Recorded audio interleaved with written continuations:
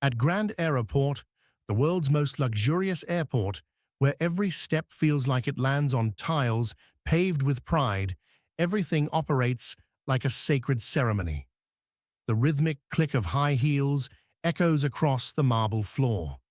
Designer suits glide past stewardesses, flash polished smiles, and the scent of expensive cologne weaves into the soft hum of jazz. This atmosphere was never meant for the ordinary. And then, she appeared. No one knew her name. She wore no staff badge. She offered no greetings. Just a woman in a faded technician's shirt, an old backpack slung over her shoulder, crouching beneath the Skynova 9X, the aircraft hailed as humanity's first flying palace. She held a voltage meter in one hand, eyes narrowed to read the flickering numbers. No one stopped to ask anything. They just stared and assumed. And then, as if some silent cue passed through glances, the first laugh broke the silence. "If you're here to mop the floor, please don't touch the $380 million landing gear," said a seasoned pilot, his voice laced with disdain and the smug sarcasm of a gentleman used to being obeyed. A few people chuckled. A stewardess crossed her arms, glancing her up and down. "Must be a temp. That backpack screams, 'Never been near a tech bay.'" Someone scoffed. She didn't respond. She didn't retreat either. Her hand moved steadily along the cable lines, as if tracing something only she understood. A stewardess drew the curtain to the VIP area and whispered to her colleague, "Today's the Skynova 9X debut," and they let someone like her wander around. How disgraceful. No one knew that the woman they were mocking, the one everyone passed by like she didn't exist, had her hand placed on the final lifeline of the aircraft's navigation system.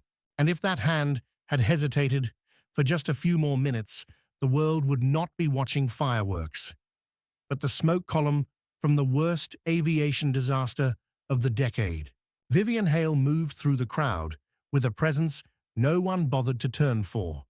There was no tailored suit to catch the airport lights, no gleaming name badge or insignia from any prestigious airline, just a faded shirt with neatly rolled sleeves, canvas shoes long past their prime, and a slouched, wrinkled backpack hugging her back like a shadow swallowed by the festival of lights.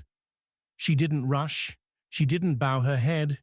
She walked like someone who knew exactly what she was looking for. Amidst hundreds of bustling passengers and photographers scrambling to capture the moment, elite flight attendants descended onto red carpets for international dignitaries.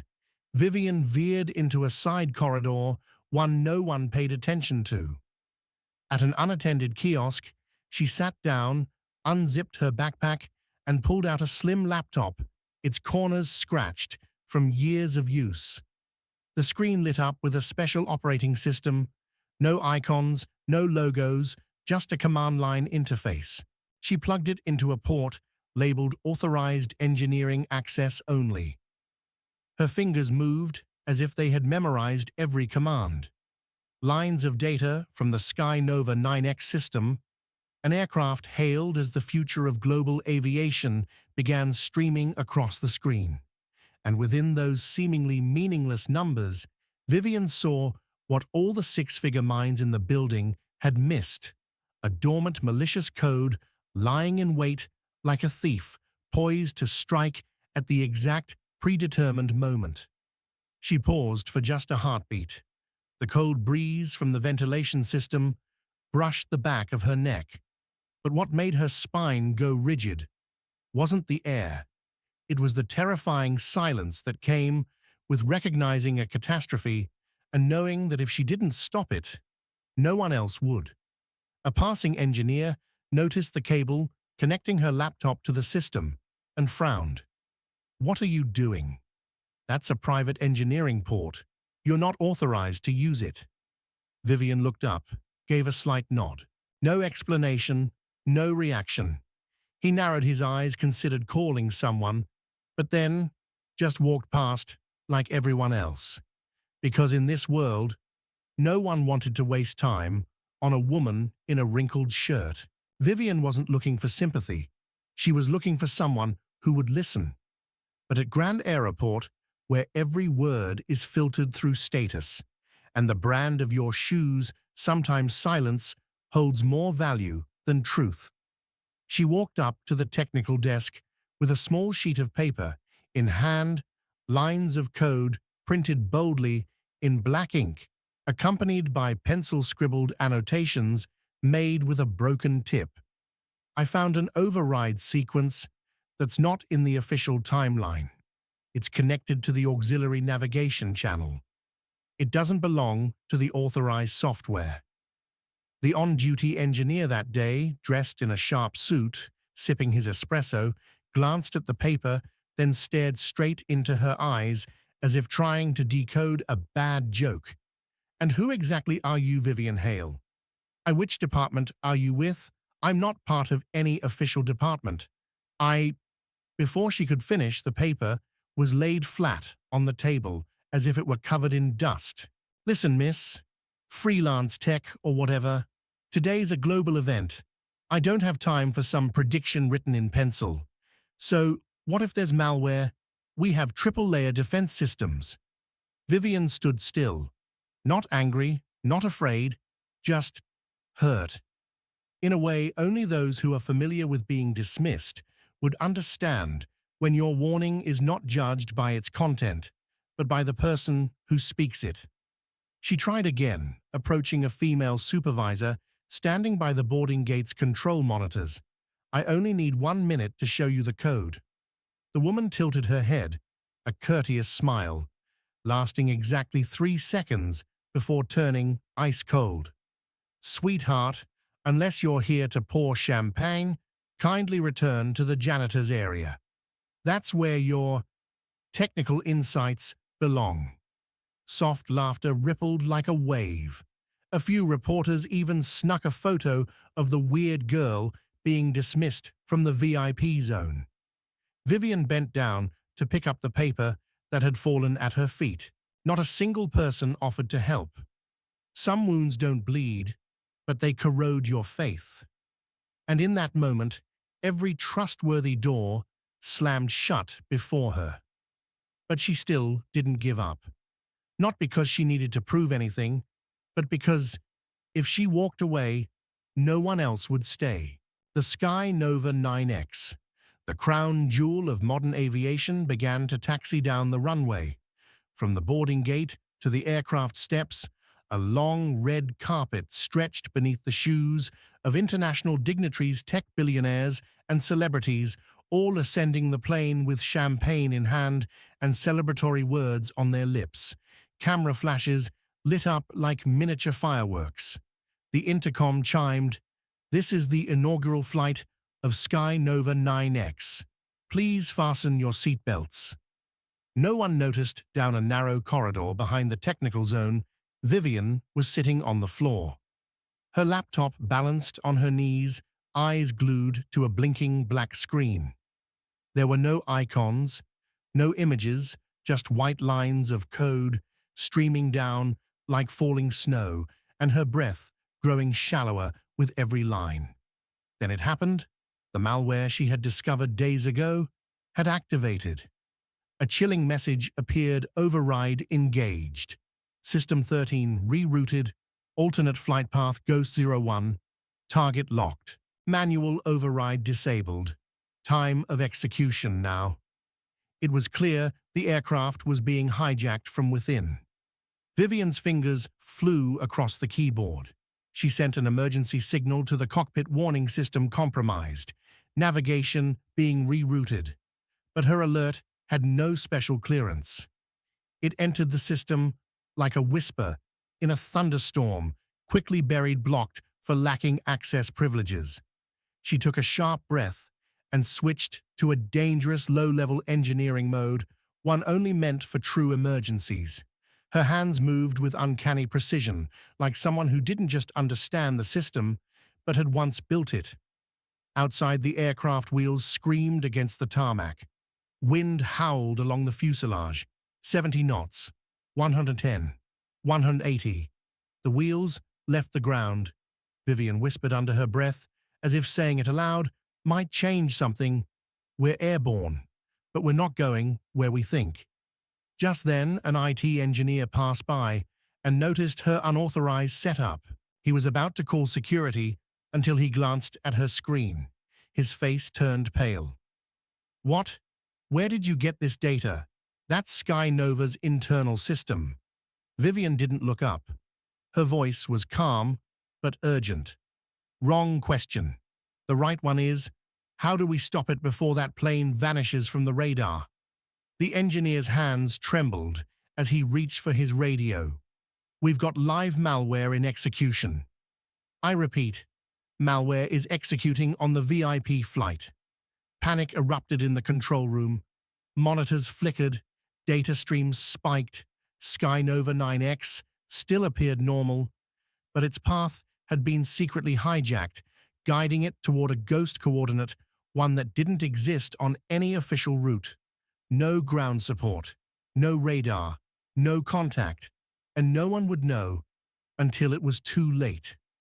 Vivian whispered, barely audible, I need deeper access. I just need one person to believe me, right now. An internal announcement echoed through the system. Sky Nova 9X has reached cruising altitude. The flight has now entered international airspace. Outside, passengers reclined in their leather business class seats, swirling vintage wine in crystal glasses. Inside, deep in the airport's subterranean tech wing, the real flight had only just begun. Vivian connected a peripheral device, carving a direct access tunnel into the flight's monitoring mainframe. The malware was advancing into its third stage, about to transfer full control of the aircraft's navigation to a fake coordinate system. If we don't act within the next 7 minutes, the entire cockpit will be locked out. The pilots won't be able to take back manual control. Do something, the IT engineer shouted, completely abandoning his earlier doubt, now looking at Vivian as their only hope. She didn't respond. Her eyes didn't leave the screen. She typed, faster, sharper. Each keystroke was a direct blow against a global security failure. She launched the override sequence, initiate emergency shutdown, trace malware root force isolation protocol. First attempt failed. Access denied. She tried again. Second attempt, success. Malware was temporarily quarantined, but only part of it. The rest is on the plane. She said, her voice steady but low, like a storm, held back behind her throat. They need to switch to manual controls, right now. The engineer sent an emergency transmission to Sky Nova's cockpit. A familiar voice answered, the captain of the flight, the same man who had mocked Vivian earlier when she was beneath the belly of the plane. This is Sky Nova 9X. We're picking up irregular signals. Can anyone confirm what's happening? Vivian grabbed the microphone and spoke into the live channel. Captain, the code has hijacked your flight path. If you don't disable autopilot and turn back now, you're heading into a dead zone. I know you don't trust me, but there's no one else here to stop this, and there will be no one else out there to save you. Silence. The man who once laughed at her now held hundreds of lives in his hands. What's your name? Vivian Hale. All right, Vivian, we're switching to manual control. In that moment, Sky Nova's path curved wide across the sky. Red warning lights on the radar monitors began to fade. Engineers on the ground exhaled as one. A flight that had nearly become a catastrophe was saved in the 9th minute. Not by an AI, not by some high-rise control center, but by a woman. The world hadn't even bothered to ask for the name. An hour after Sky Nova 9X landed safely, the entire control level at Grand Aéroport was sealed off for an emergency meeting. The radar screens had stabilized, but the faces in the room had not. News of the incident had been kept quiet for less than 60 minutes, but in the age of social media, a few blurry photos had already gone viral. Images of a woman in a wrinkled shirt, crouched with a laptop in a back corridor, captioned mockingly, "Unknown woman hacks, airport system, lucky break, or covert plot." Inside the conference room, surrounded by engineers, security chiefs, and heads of technical departments, Vivian Hale entered. Quietly, uninvited, but no one stopped her, because they all knew none of them had the right to keep her out of that room anymore. The operations director, the very one who had once ordered her out of the VIP area, awkwardly broke the silence. "Who are you? What gave you the authority to interfere with Sky Nova's navigation system?" Vivian set her laptop on the table. She didn't raise her voice, but every word hit the air like a stone, dropping into still water. "I'm Vivian Hale, the original architect of Sky Nova's navigation system. I left the company 2 years ago after being replaced by a new development team, one that believed my design was too cautious and commercially unviable." The room fell dead silent. A few people turned to each other, faces pale. "And the malware you saw today is a direct consequence of removing the override safeguard I warned about. You didn't just ignore it. You erased me from the system's history." She looked around. "Don't worry, I'm not here for credit. I came back because there were 327 lives in the sky, and you thought they could be protected by pretty presentations." At the back of the room, a young woman fresh into her engineering career stood still, tears welling in her eyes. She had read about Vivian Hale in old technical memos, but she never expected the woman behind those quiet warnings to be real, let alone standing right there in the flesh, someone who had been dismissed, discredited, nearly erased. Vivian glanced at her just briefly, then looked back at the room. "I don't need an apology. I just want one promise that from today forward, no one gets left out of the conversation just because they don't dress the part or sit at the right table." The next day, no one talked about the billionaire who funded the Sky Nova flight. No one gossiped about the brand of champagne served or the list of A-list celebrities on board. Across every headline, news broadcast, and social media post, there was only one name: Vivian Hale, the woman escorted out of the VIP zone for carrying a laptop and issuing a warning no one dared to believe. She didn't post a statement.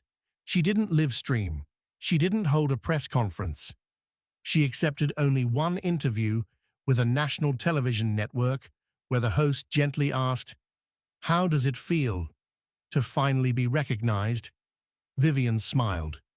Not the smile of victory, but something deeper, something quieter. "I never waited for that," she said, "because if I needed recognition to act, then no one would have survived yesterday." In the studio, the host fell silent for a moment. Then the audience rose. Not for fame, not for accolades, but for something rare. In a world obsessed with PR and polish, someone who chose to act in silence when she had every reason to walk away. In the weeks that followed, the aviation industry restructured its internal safety protocols. A new set of emergency directives was introduced, informally known as the Vivian Protocol, requiring that every technical warning, regardless of the sender's rank or department, be formally reviewed and responded to within 12 hours. MIT, the university that once denied Vivian a scholarship, offered her an honorary position to lecture on ethics in aerospace technology. She declined. Instead, Vivian returned to her local technical training center, the same one where she once taught evening classes to students who couldn't afford a university education. She stood at the whiteboard, chalk in hand, and said, "You won't study for applause. You'll study to save things that can't be measured in dollars." 1 year later, The Global Security Conference was being broadcast live across the United States. Hundreds of delegates in sleek suits filled the auditorium. Tech moguls, aviation leaders, high-ranking politicians, they were all present. The host stepped onto the stage, voice formal and steady. This year's Conscience in Technology Award, granted to the individual who changed how the world listens, goes to Vivian Hale. A spotlight swept across the back row. Not the VIP seats. No robe. Vivian stood. The same plain shirt. Her hair was neatly pinned back. A calm, unshaken face. She walked toward the stage. Not to the rhythm of applause, but to a rhythm all her own. The rhythm of someone who doesn't rise to be celebrated, but to say what must be said. She took the mic, looked around, and spoke softly, but clearly. I was once dismissed for not looking like an expert. Because I came from a place no one had heard of. Because I wasn't the kind of person the world is taught to trust. And I don't blame the world for that. But I warn you, if we keep measuring human worth by titles, fame, or appearance, then one day the very people who could save us will choose silence. And next time, they might not stand up at all. The hall went still, not out of fear, but because everyone was suddenly staring into a mirror bearing the name Vivian Hale. As she stepped off the stage, no one clapped, not because they didn't admire her, but because in that moment, every sound felt too small, too fragile compared to what they had just heard. You've just witnessed a story not about glory, but about quiet courage. Vivian Hale never needed a powerful title. She never needed to stand on a podium to the sound of applause. What she brought was a reckoning for an industry that once believed only the loudest deserved to be heard. So what's the lesson here? That you don't need someone to hand you a microphone, to have a voice, that you don't need a place on a pedestal, to stand tall in your own truth. The world is too used to celebrating the successful and forgetting to listen to the steadfast ones who move in silence. Vivian didn't change the game through power. She changed it through responsibility, through conscience, and through unconditional kindness, even when she was ignored. And the message I want to leave you with is this: don't wait to be acknowledged before you do what's right. Because those who truly make a difference often don't enter the room to be applauded. They enter to fix what the world has forgotten.